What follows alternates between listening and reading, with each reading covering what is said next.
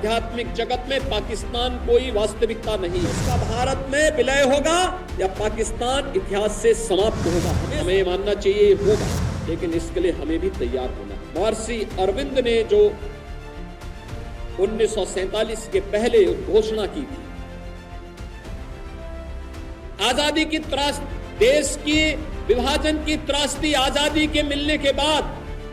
अक्सर उन्होंने इस बारे में अपनी चिंता व्यक्त भी की और उन्होंने इस बात को कहा था कि आध्यात्मिक जगत में पाकिस्तान कोई वास्तविकता नहीं है। या तो उसका भारत में विलय होगा या पाकिस्तान इतिहास से समाप्त होगा, हमेशा के लिए समाप्त होगा।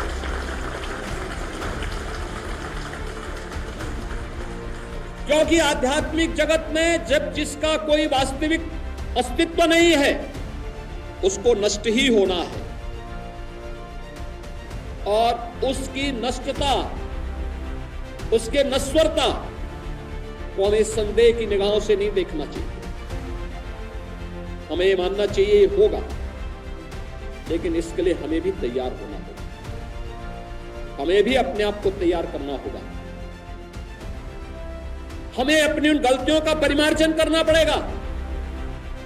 जिन गलतियों के कारण विदेशी आक्रांताओं को भारत के अंदर घुसने, भारत के पवित्र तीर्थ स्थलों को अपवित्र करने, भारत की परंपरा और संस्कृति को नष्ट करने का एक अवसर जिन्हें प्राप्त हुआ था, उस प्रकार की गलतियों को और विभाजन की जो त्रासदी तक हमें पहुंचाया है, वह जातीय विभाजन के रूप में, क्षेत्रीय विभाजन के रूप में, भाषाई विभाजन के रूप में, इन सभी से उभर करके हम सबको